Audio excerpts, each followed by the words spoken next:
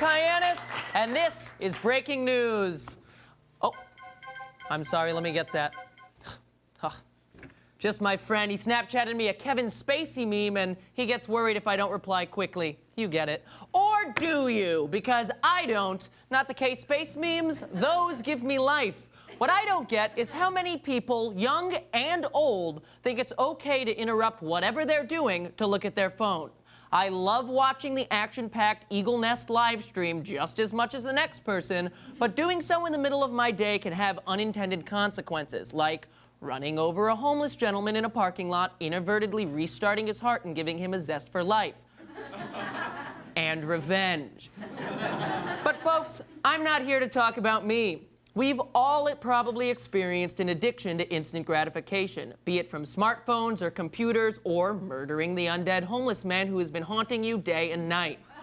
So, do I feel the need to Google cats that look like famous dictators every time there's a lull in conversation? Yes. And sure, Mao Zedong is an important part of my life, but he's keeping me from living it. Damn you, Mao Zedong!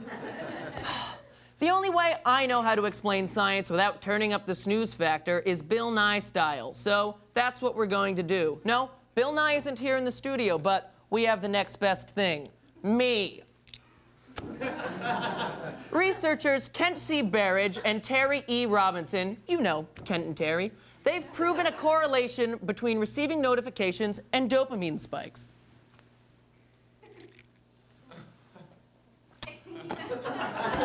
We're like Pavlov's dogs, only instead of steak as a reward, we're getting an update on Terry's weekend plans, and, spoiler alert, they're weed and Weekend at Bernie's too, which Terry asserts is the best in the series. When we get a text or a Facebook notification, or when we feel the satisfying squelch of our rapier entering a reanimated homeless man's body, we're rewarded for it. When that happens over and over, we grow addicted because who's going to investigate it? And even if they did, why would they suspect you, sweet little Michael Kiaunis? So, you might be asking, Michael, why is this important? Calm down, Terry. 2 minutes ago, you were raving about Weekend at Bernie's too. Now you're up in arms about the purpose of my monologue. Also, slap a shirt on, Ter. Your nipples are freaking me out. In the meantime, I'll explain what's wrong with our addiction for instant information. Sure, that feeling you get when your friend texts you about Tay Diggs' fresh relationship status gives you a rush, but that rush does indeed only last for a second. Instead of feeling satisfied with your newfound knowledge of T. Diggs, you find yourself seeking more and more, but your understandable obsession with him can truly impede your ability to appreciate what's right in front of you. You can get cell service on the top of a mountain in Appalachia, but that doesn't mean you should spend that time on your phone. Look at those trees. Holy moly, those colors are wacky. Is that Sherpa okay? Wait a second. That's not a Sherpa at all. And that rapier wound looks awfully familiar. Randy? Even here, I'm not safe from the results of the horrible things I've done and may continue to do, and just because you are on top of that mountain right now doesn't excuse you from participating in mindful interactions with the world around you. Maybe if you put down a screen for a second, you'd realize, wow, I don't need to know that Becky's excited for fall and that she's 99% sure Obama did 9/11. Also, her son's soccer team is doing undefeated this semester, which is pretty impressive if you think about the teams they were up against. I'm not saying that phones are bad or that we shouldn't use them. In fact, I think phones are great. One time, my room was dark, and I turned on my flashlight on my phone, and my room wasn't as dark anymore. So, phones on their own are fine, but it's the way we use them, checking every minute for things that don't really matter. That's not great. Here's my challenge to you. Go 1 day without your phone or laptop. Leave them in your room. Don't use them. Chances are, you won't miss anything important. Sure, Sue might be angry that you didn't text her back for 4 hours, but maybe Sue can take a chill pill. After all, her name is Sue and it's 2016, so she's probably got other things to worry about. Now, who's ready for some news?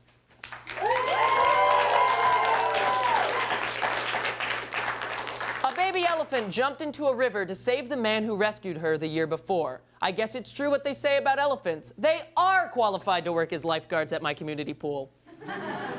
McDonald's is downplaying Ronald McDonald in response to the killer clown phenomenon. They also plan to downplay Grimace after all those purple nugget men joined ISIS. Researchers have discovered that Uranus may have 2 undiscovered moons. When asked for a comment, Uranus simply winked and said, "There's more where that came from."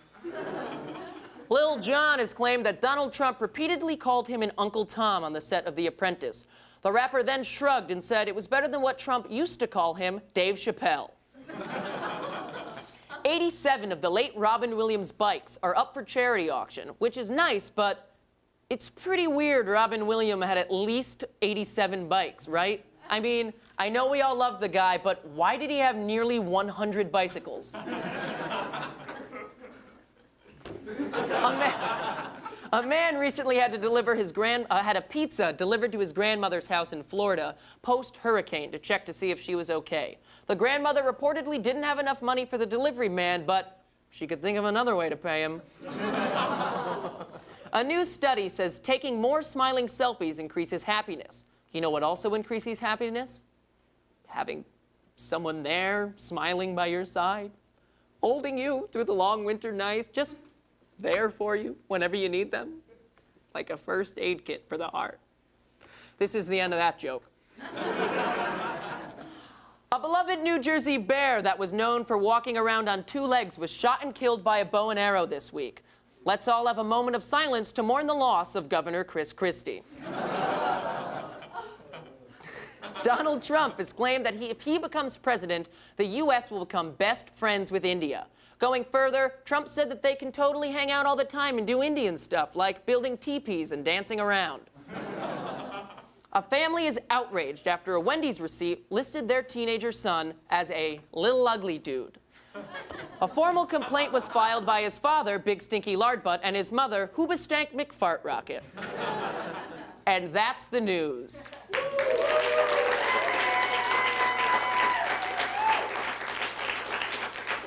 Joining others, Senator John McCain has revoked his endorsement of Donald Trump after the release of the Access Hollywood tapes. Strong divisions in the GOP have left many voters in the middle of the political spectrum feeling disillusioned with the party. Here to provide his perspective is moderate Republican, Craig Lawler.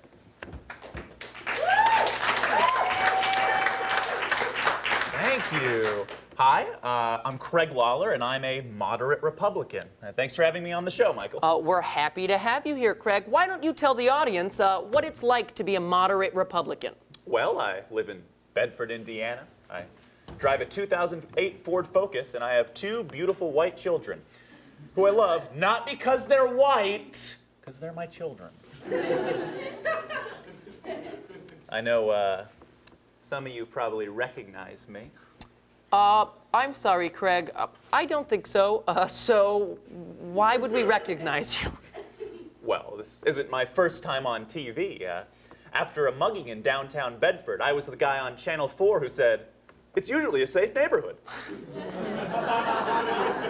Okay, Craig, why don't you tell us a little bit more about your political views? Well, I'm a small business owner, Michael, so I'm all about low tax rates. Why don't you tell us more about your business? What kind of business is it?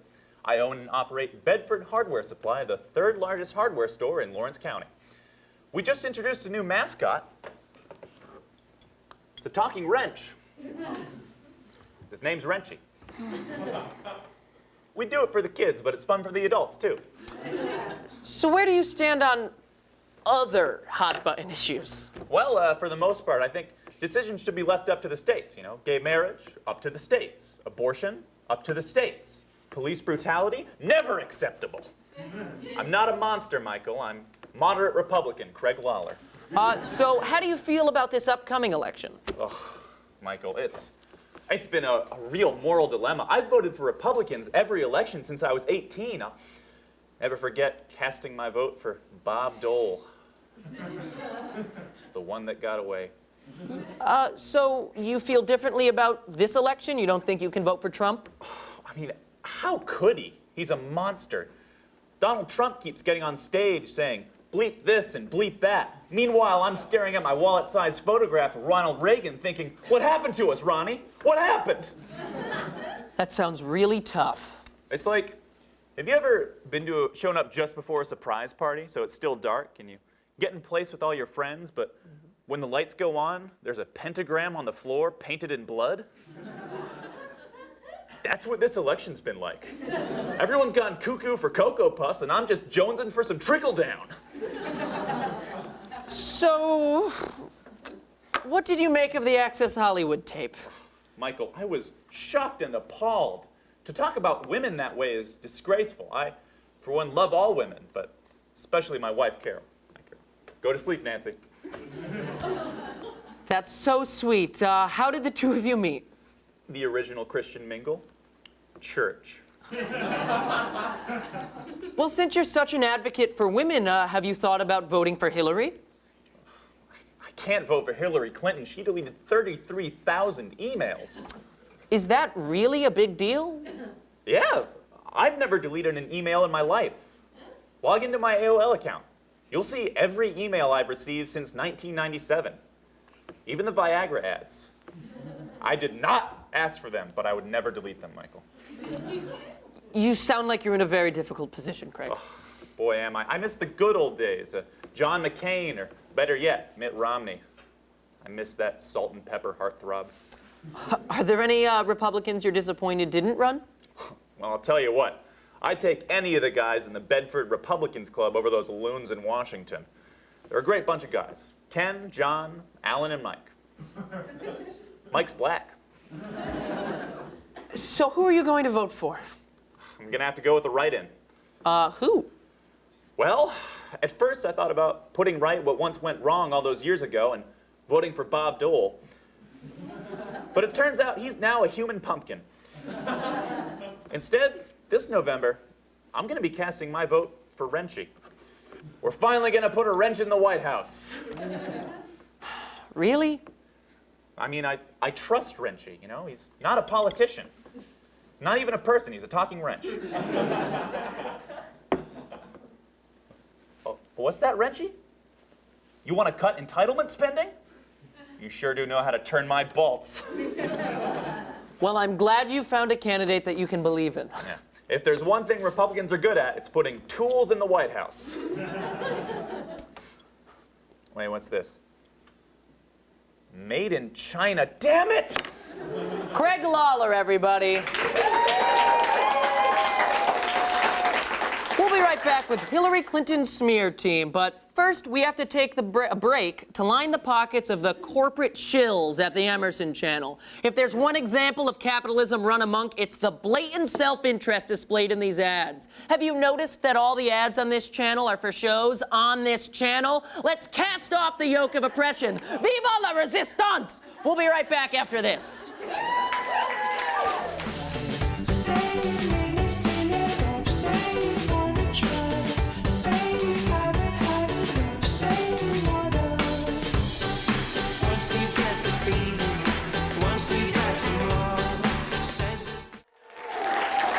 Welcome back. Polls show Hillary Clinton with a strong lead at this point in the election cycle, which means it's likely that we'll be seeing the Clintons back in the White House come January. To see how Americans feel about the upcoming transition, we sent Emily Walburn out to hit the streets. Hey, thanks, Michael. Hey, did you know that Barack's approval ratings have never been higher and that people say they're gonna miss him when he leaves office? But what about Michelle? She's on her way out and Bill's on his way in. What do the people of Boston think about it? I don't know.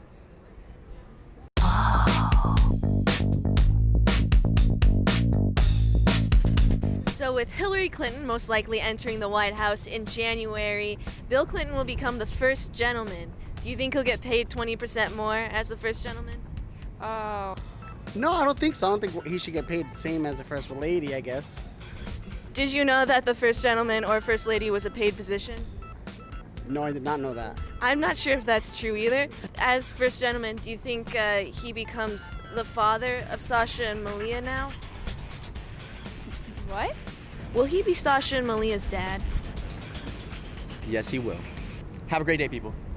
I walked off. I won. We got more questions. Oh, there's Chip. more? Chip Yeah, here, man. Chip. Sorry, I thought we Oh, did it. Chip. Now, how do you feel about the Obamas, a dog family, moving out, and the Clintons, a cat family, moving in? Michelle Obama was rated one of the top 10 best dressed women in the world. Do you think that would change if they saw me? Will you sing a loving tribute to Michelle Obama with me? Okay, what is it? I will remember you. Will you remember me? Da-na-na, da-na-na, da-na. Are you gonna come in with harmony? What I have to sing? The same thing? All right, well, looks like we got a lot of Michelle fans here out in Boston. But if I know Bill, he'll win the hearts and minds of America once again. Back to you, Michael.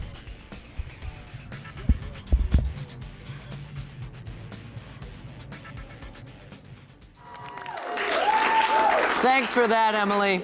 Throughout this election season, many have criticized the Clinton campaign for focusing on Donald Trump's character rather than the issues. Some have even suggested that members of Clinton's team have fabricated stories about Trump.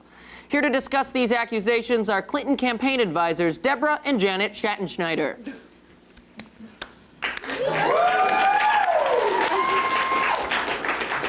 Thanks, Michael. Thanks for having us, Michael. Just out of curiosity, are the two of you related? Why would you think that? Well, it's just that I've never met one Schattenschneider, never mind two at the same time. Oh, we were both married to the same man for a brief period of time. We don't like to talk about it, Michael. Okay, well, let's talk about the issues at hand then. You two look extremely relaxed for advisors hot on the campaign trail. Oh, Michael, we just flew in from the Bahamas. Michael. Hey, Michael. Do you want to see me hula? No, not Janet, you absolute dog. She always gets like this after 3 cocktails. 3 cocktails you two drank before coming here? Yeah, we don't have any work to do. I'll play, baby. Listen, Michael, we were hired for the sole purpose of making Trump look bad. At first, we thought we were just gonna have to, leak a sex tape, maybe shave his head in the middle of the night. Perhaps release a meme that would shake the nation. So it's true then, the Clinton campaign has been sabotaging Trump this whole time? No. We realized about a week in that the Trump train was running itself into the ground. It's better than we could have dreamed. So, are you saying that you haven't had a hand in any of the scandals then? Like Trump tweeting till 4 a.m. about Alicia Machado and her alleged sex tape? Did you two hack?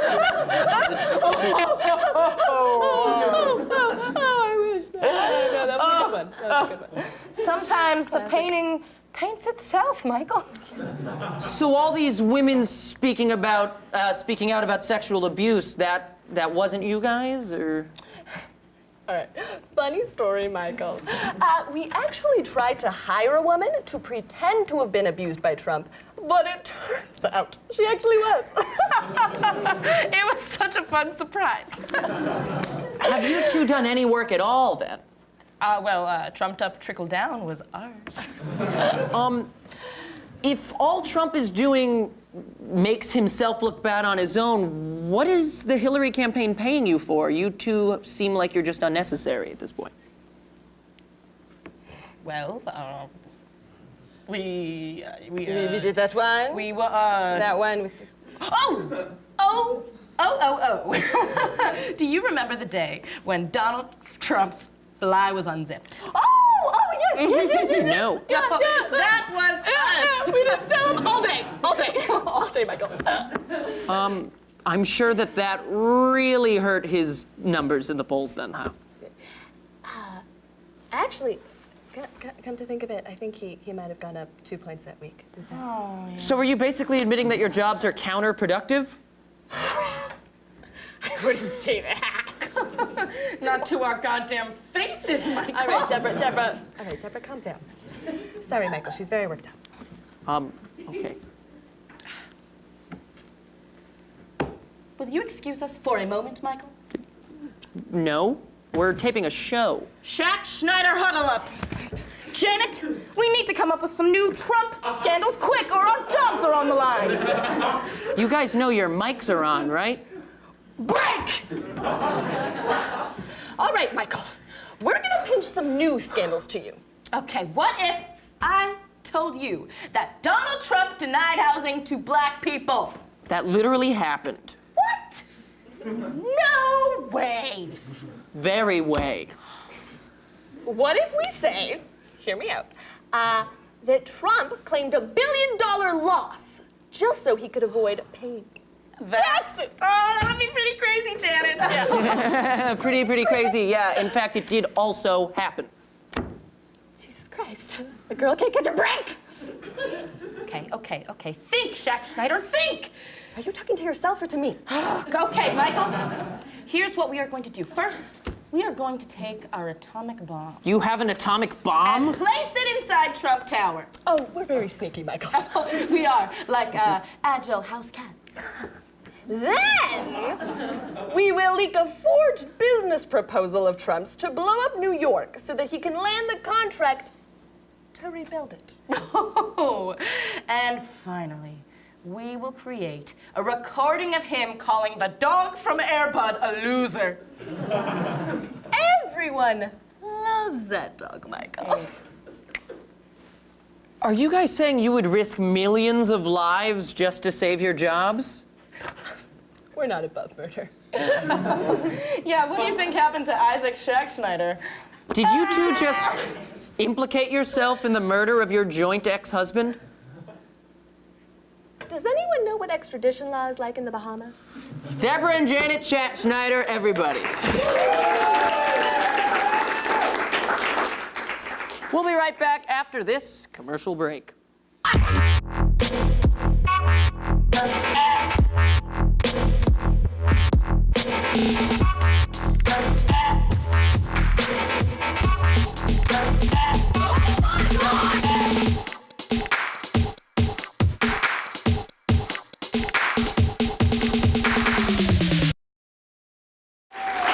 In somehow less bizarre news than what's been going on in the election, killer clowns have been spotted in cities all across the country.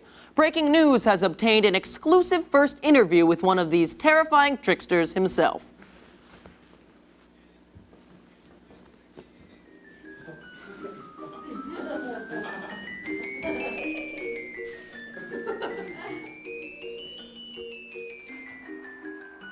Oh, my demon! Oh my God, could you please sit down?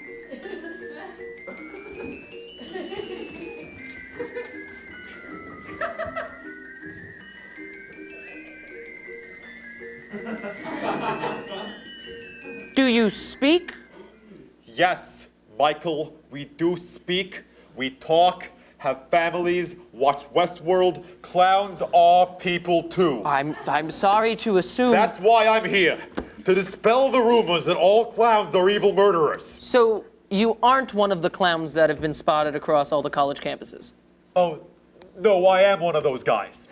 Oh, Last week, I was over at Ohio State, go Buckeyes, and with a bunch of friends. It was really just a lovely school. But you were terrorizing... Terrorizing is a strong word, Michael. I was just taking a tour of the premises at night with my friends who happened to be dressed as clowns. With knives, fake knives. Sheesh, no one can take a joke anymore. How can you miss how frightening this is? It's frightening to you because the media told you we're all serial killers. Most of us are just normal people who've only killed once, twice tops. I don't think that that's a very good defense. We are not a public menace, but a grassroots campaign. There are reports of clowns actually stabbing people, That's just the 1%. We need to talk about the 99% of clowns who are not murdering psychopaths who choose to mobilize against Wall Street. What? Wells Fargo, campaign finance reform, Brooklyn. Wait a second. Bernie Sanders? And I would have gotten away with it if it wasn't for you and the meddling corporate elite. I'm sorry. Let me just collect myself for a second. Why are you Vermont Senator and former presidential hopeful Bernie Sanders dressing up as a clown and scaring college students. That does sound a bit odd when you say it. Because it is. Well, I just wanted to make a statement about outsiders in the media. But as the days wore on, I recognized a longing, something missing deep within my old, wrinkly soul. And then it hit me, the limelight. Yes, I, Bernard Shmuley Sanders, missed the limelight. I craved the attention. During my campaign, I was filling up arenas. I was making headlines. I had a Ben & Jerry's flavor.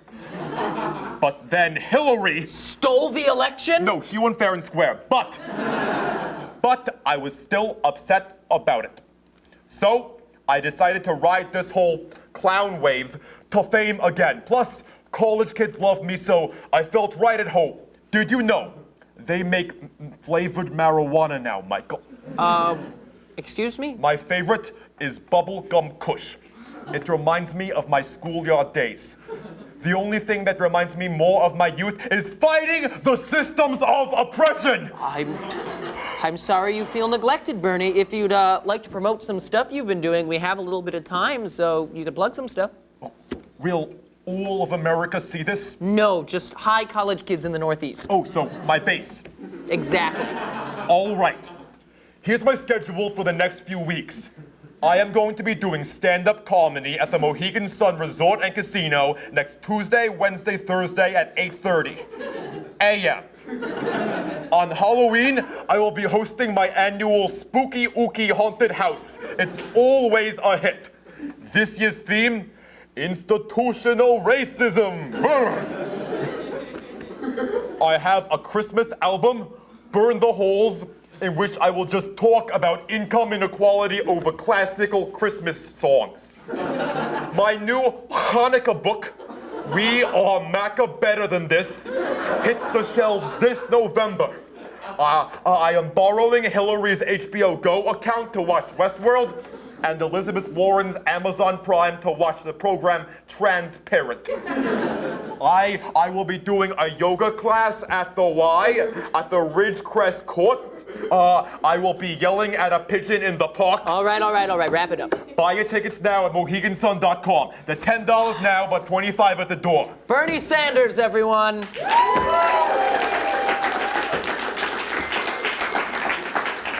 I thought I'd end the show with some advice. I know I talked a lot about phones being a problem at the top of the show, but I'm willing to make an exception for love. Tinder. People keep saying, hey, Michael, will you give me some dating advice? You're so handsome and probably could do like 5 push-ups if you really wanted to. Well, I'm here to share what I know with the world. Making the perfect Tinder profile can be challenging, but fortunately for you, I've got the best one in town. The first thing you want to do is change your Facebook name to something mysterious like Strange Man or Michael. Throwing a random accent mark on there can make you seem ethnically ambiguous, too. Muy bien. Now, of course, you need a photo. A lot of people mess this part up by overthinking it. It should be something simple. A nice, candid picture that reflects who you are. Perfect. Now, for the bio. I like to play it cool with mine, so I just have, please love me, I'm extremely lonely, smiley face. Now, it's time to get to swiping. It's best to super like people you're into because it lets them know right off the bat that you hold your cards close to your chest.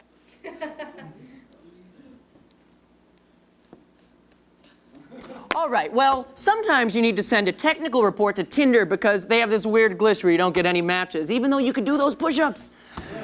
Tune in next time for my hour-long lesson on how to file a formal complaint to Tinder. Until then, good night.